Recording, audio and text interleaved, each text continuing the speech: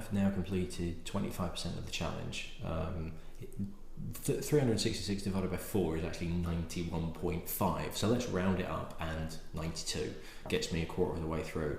And it hadn't actually tweaked as I was doing number 92, which was the camera brig one, which I'm hoping has gone down quite well. But good friend Chris Cook turned around and said, now that you're a quarter of the way through, actually, you know, what were your favourites? Which ones did you like? What was your most surprising? Of kind of like each genre, you know, Scotch, American, all this lot. So I thought, actually, that's quite a good idea. Let's do a quarterly review of Q1, Drams 1 to 92, and do like almost like a little award ceremony, just so that if you've not seen all of my videos, and if you haven't, then you are probably quite a sensible person. Then what I'll do is I'll announce like a short list and then tell you which one kind of wins the award. My bloody iPad keeps asking me about my software update every single time. Do you want to do it? Well, it's on power tonight at 1 o'clock in the morning. No, I don't want you to do it at all. Piss off, leave me alone. I don't want iOS, whatever you are, because you never work. Anyway.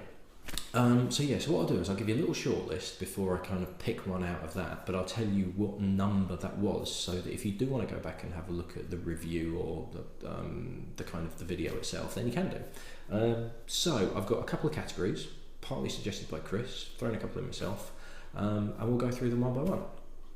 So number 1 is the best value.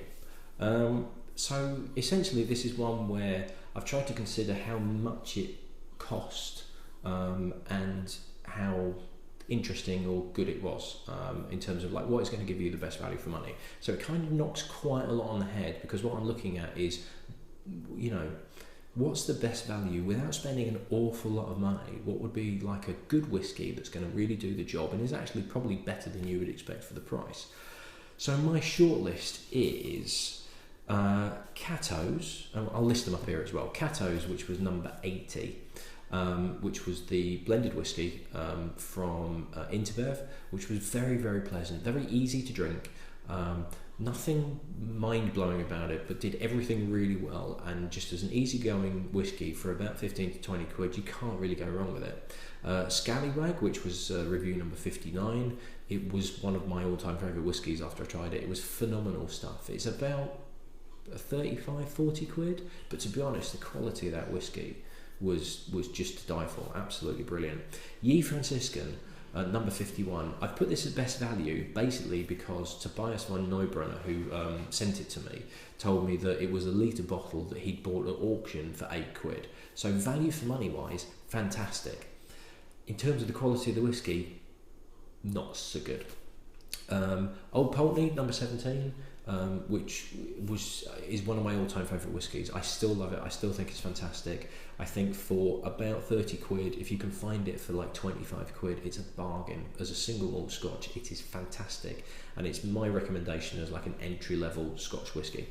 And then finally, Black Bottle, number 21. Now, this is the old style of Black Bottle before they changed the packaging and before they changed the recipe. The old style of Black Bottle was just phenomenal. For a blended whiskey, for about 15 quid, was just ridiculous. So good. So much flavour in there, so much delicate complexity. Unfortunately, I kind of have to take that off the list as well, because it's the older version and that price is going to go up, so it will become less and less value for money. So out of those, I'd probably go with Old Pulteney as my best value. Cato's, for the money, is not too far off, but I'm going to go with Old Pulteney. So my best value so far out of 1 to 92 is review number 17, Old Pulteney 12-year-old. So on to the next one, and this is one that I'm calling One to Explore. Now this is basically one where having had that representation, because obviously I'm trying to do one of each of 366 different distilleries and brands. So what I'm now looking at is, okay, you've had one of them, ideally the entry level, the bog standard one. Which one of those is then encouraging you to try all the others in the range? So obviously, if it's like a new distillery or one with a very limited range, this kind of doesn't include those brands.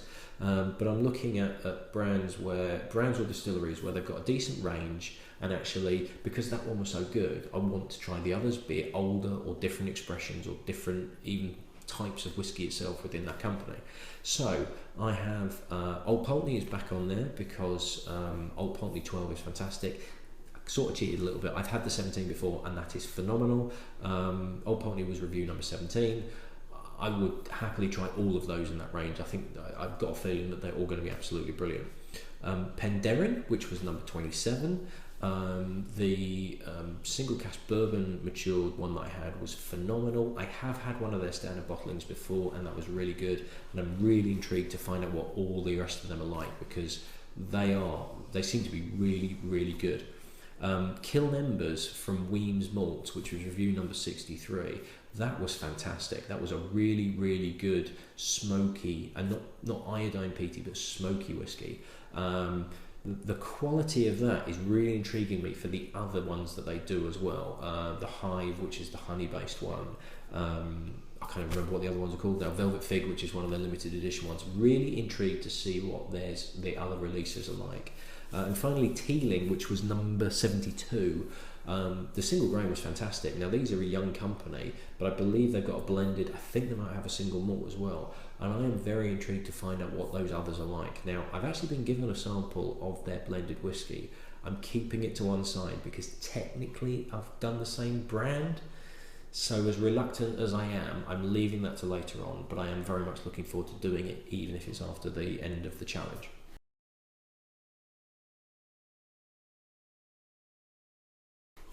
So, next category, number 3, is favourite Scotch. Now, I've done a fair bit of Scotch, particularly recently, because I've been trying to kind of like get back into the Scotch and pile that back up. So, of all the Scotch that I've had, now I'm including malts and vatted malts and blendeds all together. I'm just doing it Scotch as one. I'm not going to do favourite single malt and favourite blend, because we'll be here for hours. So, favourite Scotch. And I've kind of gone backwards through the list. So number 89, Ladybird, was incredible. Not just because I actually had some, because of the rarity of it, because it was so freaking expensive, but because it was one amazing whiskey. I could not believe the amount of flavours that were in there, and that really was something special. Scallywag, which was review number 59, absolutely gorgeous. Everything that I want in a whiskey in one bottle was just phenomenal stuff, absolutely wonderful. Number 25, Grand McNish, which for a blend blew me out the water. I couldn't believe how good that was. It was just, for a blended whiskey that I had absolutely no conception of what it could be like. Almost kind of like I'd seen it on the shelf. We had sold it at the whiskey shop, but I'd never even tried it. Nah, it's probably not that good. Really, really nice indeed. Black Bottle, number 21, that's back on another list simply because I think that one is so fantastic. And number 10, Lagavulin 16. Lagavulin is still fantastic. It's still a phenomenal whiskey. I'm going to do an Islay run probably in this next quarter. So I'm a big Islay fan, so it'd be very interesting to see of the remaining Islas whether any beat Lagavulin and come out on top and how much they have to fight amongst each other. That's going to be an interesting run, and I'm looking forward to that. Of those, I'm probably going to go with the Scallywag. That was the one for me that was a combination of really surprising me and being literally what I want out of Scotch whisky in one glass. I thought it was absolutely fantastic. So my favourite Scotch of this first quarter is the Scallywag. Next, favourite American stroke Canadian, simply because I've had one Canadian, but it was actually going to be included in this list. So it's not favourite American, it's favourite American stroke Canadian. I've not done a huge amount of American, but I have done a decent batch. So it's quite a short list. There's only 3 on here. Angel's Envy, which was review number 37. I've loved Angel's Envy for years, so this was probably always going to be on this list anyway. Absolutely, and it was great to be able to try it again and know that it's as good as I thought it was. Basil Hayden, which was review number 33. Silky smooth. What I love about bourbons when they're the smooth style rather than the hotter ones. and I could drink Basil Hayden's. It's probably slightly too easy to drink, but I really could just drink that till the cows come home. Although I wouldn't recommend it because that'll get you drunk, it'll get you hungover and do some damage. And then review number 28 was the 40 Creek Confederation Oak from Joe Lawson, which was beautiful. 40 Creek is a fantastic Canadian whiskey company. Their Standard Select Reserve that I used to have was one of my all-time favourites, and I was really pleased to see that the Confederation Oak also was up there, well up there. Out of the three, I still have to go with Angel's Envy. Out of all of the Americans that I've had so far, Angel's Envy is still the one that I would go back to every single time. Next category, number 5, favourite other. Favourite anything that's not Scotch or American or Canadian. Because I couldn't really be bothered to do European or world or whatever. So favourite other whiskey. Another relatively short list, although thanks to the samples that I collected at the Newcastle Whisky Festival, I was able to get a decent run of some world whiskies, along with those that Tobias von Neubrunner sent as well, because that was an incredible selection. Number 74, Paul John. That Paul John Batch 1, the peated version, was such a weird combination and yet absolutely fantastic because of it. Loved it. Pricey, but absolutely loved it. Spirit of Vin, number 68, from Sweden. Sweden? Yes, Sweden. Brilliant stuff, really, really good. A nice gentle peatiness to it, a nice sweetness to it, very, very easy to drink. I love the story behind it, I love the bottle, I thought that was absolutely brilliant. Number 56, the Belgian Owl, was fantastic, just beautifully delicate, absolutely fantastic. So subtle, so concise, so just everything was just touched to perfection. Really, really good. And the Diedenacker, which was number 50, Diedenacker number 1, was another delicate, soft, easy drinking, floral, summery whiskey. Was fantastic stuff, absolutely brilliant. Of those 4, Belgian Ale's the one that I've always been going back to. When people have been asking me for a recommendation, when people have been saying to you, what's one of the most interesting that you've had, Belgian Ale is the one that I go back to. So yes, favourite other whiskey, Belgian Ale.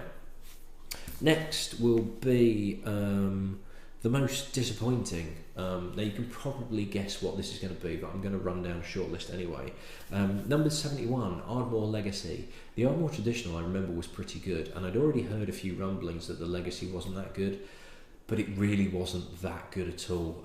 Really disappointing for a whiskey, let alone a Scotch single malt. And yeah, they did themselves no favours whatsoever. Scarecrow, number 52, the black whiskey from Japan. This was disappointing more because I'd really got my hopes up.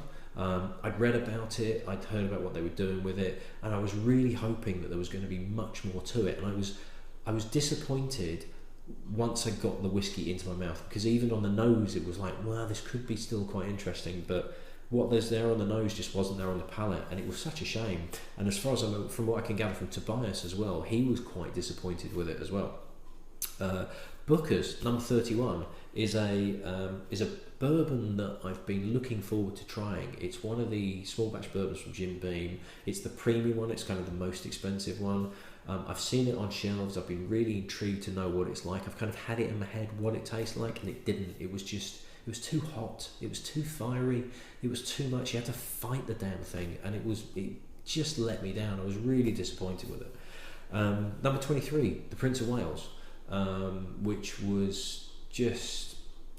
I hadn't got my hopes up anyway because I knew the story behind it, but I was kind of hoping that there might be something about it that might make me think, well, it's interesting at least. And there wasn't even that. It was just bad. It was a horrible, horrible whiskey. Not pleasant to nose, taste, swallow, anything. Everything about it was just wrong. But the winner, and you can probably guess what it is Hay Club, which was review number 73. Just disappointing because there's just nothing to it. What annoys me about Hay Club is not just the poncy marketing and the use of Beckham and the drink this so you can be cool. It was just the fact that what's in the glass is so dead. There is nothing at all. It's particularly as has been proved when I've compared it to Caramel Brig, which is from the same distillery and under half the price of Hay Club. I nearly said over again, didn't I? That's what disappoints me, is there is nothing in that whiskey to even go, Yeah, it's marketed, and yeah, it's poncy, and yeah, it's expensive, but it's drinkable at least. At least you can kind of enjoy something out of it. There's not even that. You can drink it, yes, but you can drink tap water and get the same results from it in terms of what your taste buds are going through. There is nothing to it, and that's what's so disappointing about it. That there doesn't appear to have been any thought or effort involved in the making of the whiskey, unless the effort is take all the flavour out, take everything out of it that gives it any sort of character or identity, and then fill the bottle with what's left. That's what's disappointing. Number 7, what's the most surprising whiskey that I've had? So this is quite a long list because I had quite a few that I've either never encountered before or had preconceptions as to what they were going to be like. Threeland, which was number 49, which was the German whiskey, surprised the hell out of me just because of the weird flavours that were in it. A couple of people before I tried it were like, I'm going to be interested to see what you think of it because I think it's awful. I can see why people think it's awful. I liked it because it was so distinct and unique. I still don't know whether I like it drinking it, but what there was so unusual, was really kind of like, you could give that to anybody and they might not like it, but their initial reaction is going to be like, whoa, what, hey, how'd you get this out of the whiskey? That was fascinating for me. That was really, really good. Inchmurrin, number 78, I had no real expectations for. I knew it was from the Loch Lomond distillery, which I knew was kind of a big behemoth. They're making a lot of whiskey. This is one of their single malt releases, but it was almost like it's kind of thrown out there. And there was like peach and apricots and this really soft fruitiness that was lovely. Really, really good stuff. Really did surprise me. Just great stuff. And just, I wasn't expecting it's an alright whiskey. And it was like, wow, this is really, really good. Glenfiddich, number 42. Glenfiddich. Not anymore, but, or is it now? No, it is now the world's biggest selling whiskey. It'd been years since I've had it. I'd forgotten what it was like, and I thought it was going to be like a Hague Club, maybe with a bit more flavour, but boring, uneventful, plain, dull, but it will sell bucket loads because everybody can drink it. And actually, it had a decent amount of flavour to it, and there was a very distinct pear element to it, and it was a lot better than I thought. Not world class, not the best whiskey I've ever had, but just better than I thought, and therefore, as this category is showing, surprised me. As with number 38, Jack Daniel's, which I hated for everything that it stood for, and I thought I hated because of the whiskey. But when I eventually tried it again with an open mind, having not had it for about 10 years, do you know what? It's not awful. It's not good, but it's not awful, and it's nowhere near as awful as I thought it was going to be. So yeah, that's another one in there. Number 27, Penderyn. Now, I'd had Penderyn before and I knew it was going to be a good whiskey. What surprised me about this single cask bourbon matured version was A, it didn't need any water at quite a high ABV, and B, the amount of citrusiness in there was just phenomenal, particularly for something out of a bourbon cask as well. It was so citrusy, just more than anything else that was coming through. Brilliant stuff, absolutely fantastic. Number 12, the English Whiskey Company as well, their peated version. Just surprised me how complex that was for something that is pretty young and obviously is trying to compete against Islays, which are well established and pretty much rule the roost, and it holds its own. It really does. Now, from what I'm aware of the English Whiskey Company, is their releases are hit and miss, more hit than miss, but they're quite experimental. David Fitt, the master distiller, is, now that he's working on his own, wants to experiment, and some work but quite a lot, some don't work but quite a lot do, and this one did work. I thought it was absolutely brilliant. And then at number 55, the W5, which was just some weirdly obscure whiskey that Tobias von Neubrenner had sent to me. Never heard anything from it, didn't really know what it was about, couldn't find that much information. It was in the 60s and 70s, a blended whiskey for the Italian market, and it was really good, and I think he paid about 20 quid for it as well, which was a bargain. Yeah, that was a surprise because I had no idea what it was, so it was a surprise to see it, and then also a surprise to find out how good it tasted. Most surprising out of all that? It's a close one thing, to be perfectly honest, but I think I'm probably going with the Inchmurrin, because that I could quite easily go back to. W5 I'm never going to find again. Threeland I'm going to struggle to find again. Glenfiddich Jack Daniels were more my preconceptions that made it a surprise. Penderyn English whiskey, I think have got a lot going for them, but Inchmurrin was the one where it was low expectations, really, really high result at the end result that is making me really recommend it to other people. So yeah, most surprising whiskey, Inchmurrin. And finally, the one that I've added in, category number 8, the favourite part of the challenge. Favourite part of the challenge? You people out there. Everybody out there that has sent me messages, got in touch, sent me donations, donated to the charity, given me support, told me to keep going, told me they think it's a really good idea, that are sharing it with their friends, that are doing everything. This has been absolutely mind-blowing and humbling and beyond what I thought might happen. I thought I would keep going and I keep plugging away, and I have a couple of people that were like, oh yeah, I've been watching your videos, but I'd really be struggling to get samples, and I'd be contacting people but not getting much of an end result because people are going like, what, why are you doing this? No, it's alright. But you people out there in the whiskey community are just amazing. You're friendly, you're happy, you disagree, but you disagree politely, and there's no abuse, and you like different things, but you appreciate that other people like different things, and that's absolutely fine. But you can have a laugh about it, and you can take the mick out of each other, but it's not personal, it's not antagonistic, and you've been generous, and you've sent me samples in the post at cost, you know, and you continue to send me samples, and you're donating to the charity, and it's making me feel like this is a charity that's this is a challenge that's worthwhile, that's actually not dumb and stupid, and is worth carrying on with, because at the end result I could have raised a load of money for a charity that will save children's lives, and that's something that I can be really, really proud of, even though I'm doing something a bit daft in the meantime.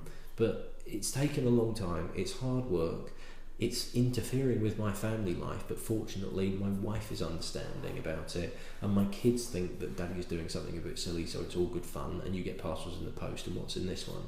But the favourite part of the challenge has been meeting all of you people that are watching this, people that I'd never met before January 25th and after that date, that have been kind and funny and generous and supportive and just generally fantastic. So thank you very much. That's the first quarter over. Sorry to Chris, but I know you suggested me doing it in black tie, but that wasn't going to happen, and I think you knew that anyway. Here's to the next 92, and I am hoping, I've got a little idea in my head that January 25th next year is, I believe, on a Tuesday, and I'd actually done the maths wrong, where if I want to include January 25th next year, it's actually 367. 366 takes me to January 24th that night. But January 25th next year, Burns Night next year, is a Wednesday. But what I'm thinking is on January 21st, which is a Saturday, if I do a whiskey on the Friday to upload on the 21st, I've got the 22nd, the 23rd and the 24th to do as my final three. So 364, 365, 366. I could do 3 in one night and technically finish the challenge early. I know that's kind of cheating a little bit, but I've got to do 366 in the course of a year. It doesn't have to be exactly every single day. It's a good enough excuse in my head, my head's not there, in my head, to maybe get a load of people together and maybe do it with an audience and maybe do it as a final celebration of the end of the challenge. So what I'd like to do, what I'm kind of thinking about, and it might be somewhere else, is there's a hotel in York called the Grand Hotel, which is walking distance from York train station. They have a whiskey room that is dedicated obviously to whiskey. I've not been in there, I don't know how big it is, but to me it would make sense to have that as a place where people can get to York train station, so you can get the train into York or you can travel into York. And on that Saturday night, on Saturday 21st of January, we basically do it as a get together. I'll do the last 3 of the challenge live in front of an audience, but I'll record it individually so that I can upload them over the next 3 days, but we'll finish off with a bang and a bit of a celebration, and maybe do it as like a Burns Night celebration and that lot as well. let me know what you think. Let me if you know. Let me know if you think that's a good idea. It would be. I know it's a long way off. I know it's like 200 days away. 200 days away? No, it's more less than that, isn't it? But I know it's like 3/4 of a year, obviously, away. But yeah, just bear it in mind. If you think it's a good idea, let me know, because I'll get in touch with the Grand Hotel and see if that's something that we could maybe do. It might have to be somewhere else. Who knows? The TV cameras might have picked up on it by now. The news might have got it. Who knows? But yeah, if you think that's a good idea, and if you're up for it, and if you can make it, then let me know, and I'll start maybe penciling something. But thank you for keeping with me, and I shall see you at the next one. Cheers.